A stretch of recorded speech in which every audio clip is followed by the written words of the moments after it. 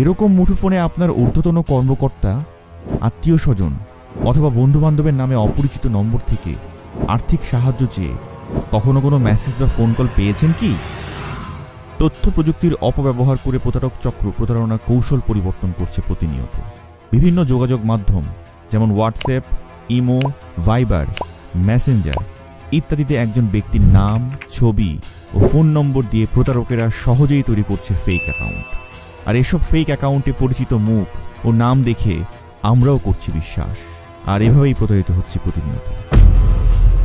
সাম্প্রতিক সময়ে এমন বেশ কিছু ঘটনা পরিলক্ষিত হয়। এতে দেখা যায় রাষ্ট্রের গুরুত্বপূর্ণ ব্যক্তিবর্গ, সরকারি বিভিন্ন প্রতিষ্ঠানের কর্মকর্তা, সামরিক বাহিনীর ঊর্ধ্বতন অফিসার, আইন শৃঙ্খলা রক্ষাকারী বাহিনীর সিনিয়র অফিসার ইত্যাদি বিভিন্ন গুরুত্বপূর্ণ ব্যক্তিবর্গের নাম ও ছবি ব্যবহার করে প্রতারক চক্র প্রতারণা করে যাচ্ছে।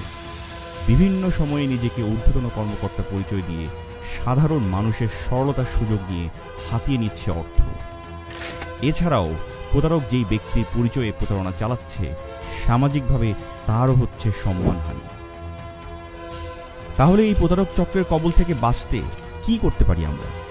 অপরিচিত নম্বর থেকে কল বা মেসেজ আসলে প্রথমেই তা নিশ্চিত হতে হবে। কল বা মেসেজের মাধ্যমে আর্থিক সহযোগিতা চাইলে আগে যাচাই করুন, পরে সিদ্ধান্ত নিন। ব্যাংক, এটিএম কার্ড নম্বর, পিন কোড অথবা মেসেজে আগত ওটিপি কোড নম্বর কোনোভাবেই শেয়ার করা যাবে না। আপনার ব্যক্তিগত তথ্য কাউকে প্রদান করবেন না। প্রতারিত হচ্ছেন সন্দেহ হলে আইন শৃঙ্খলা বাহিনীর শরণাপন্ন হন। প্রতারণা থেকে বাঁচতে সর্বোত্তম উপায় ব্যক্তিগতভাবে সচেতন হওয়া। তাই আসুন অনলাইনে প্রতারণার বিরুদ্ধে সচেতন হই, একসাথে রুখে দেই প্রতারকদের হাত।